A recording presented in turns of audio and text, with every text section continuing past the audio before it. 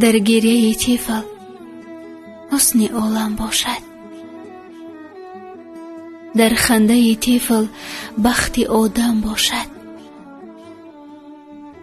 آن خانه که پر ز طفل باشد، به یقین آنجا پیرش چو طفل بیغم باشد. ترانه بخشیده می شود از نام علی جان به اپای عزیزش صبرینه نظری. واقعا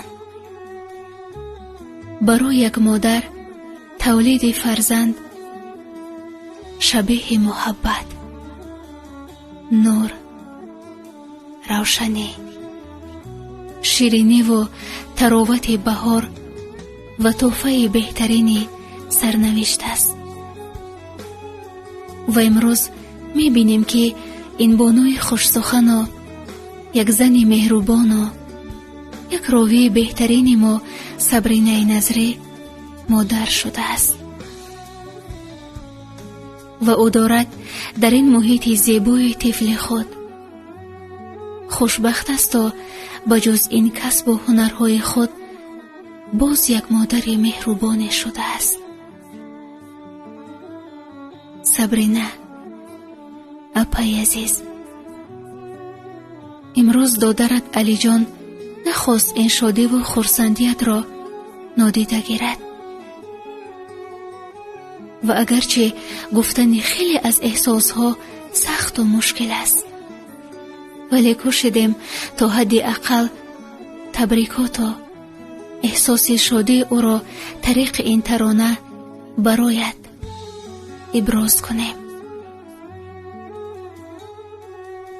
اپا جانم صبرینه،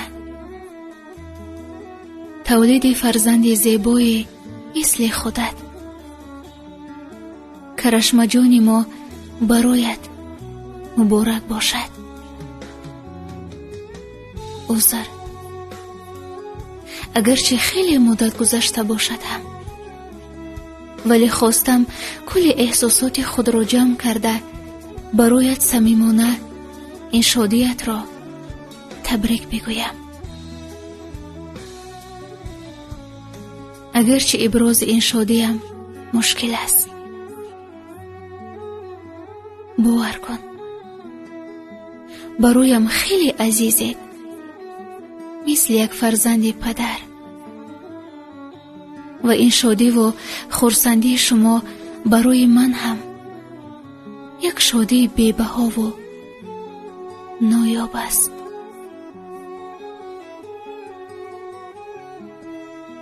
خداوند به تو یکی از بهترین نعمتهای خود را هدیه کرد. این تحفه سرنوشت و خداوند مبارکت باشد اپا جان.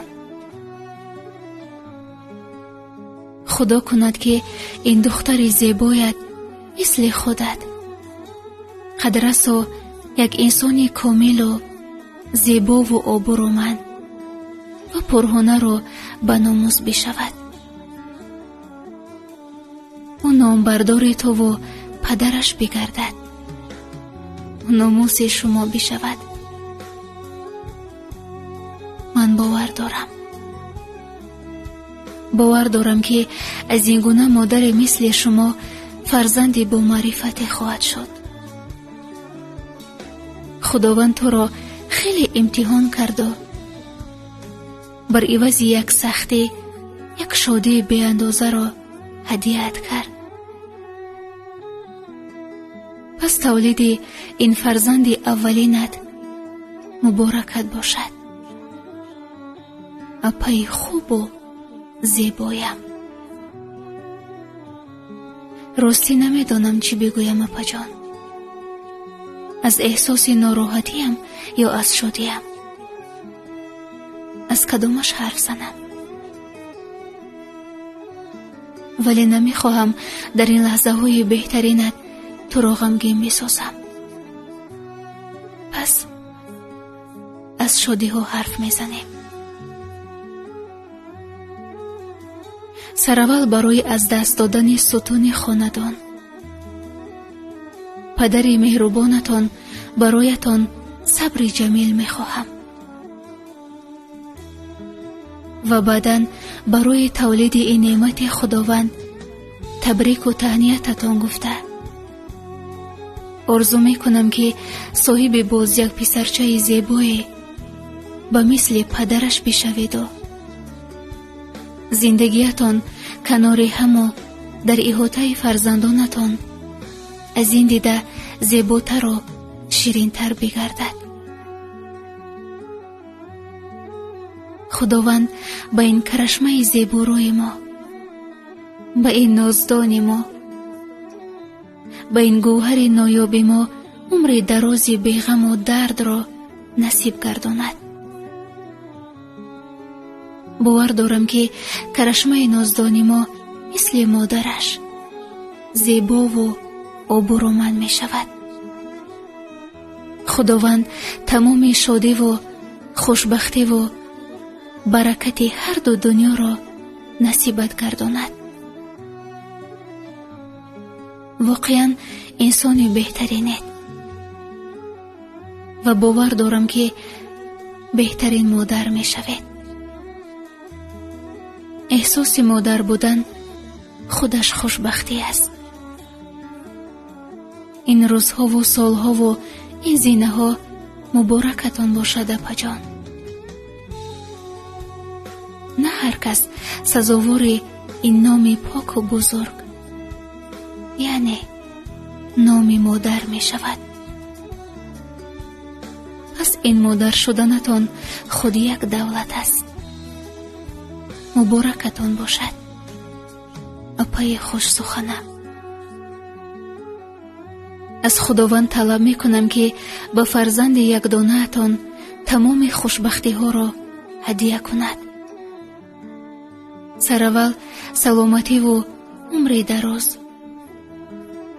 برکت و آبرو و کمالات خوب. امیدوارم که دستگیر و دستیارت می شود، دوست و دوگانت می شود، با فرهنگ و با معرفت می شود، نام بردارت می شود و برای این همیشه دعا گویم. اپا جانم صبرینه، همه هنرهایت یک طرف، تو امروز یک مادر بهترین شدی. پس تولید این جگربند و دنیایت، این طفل نخستت مبارکت باشد. کرشمه جان ما، زبان حق، شاعر بی زبان باش، نشان وارثان بی نشان باش، بقاجوی دعای مادران باش. عزیزی ما، عزیزی صد جهان باش.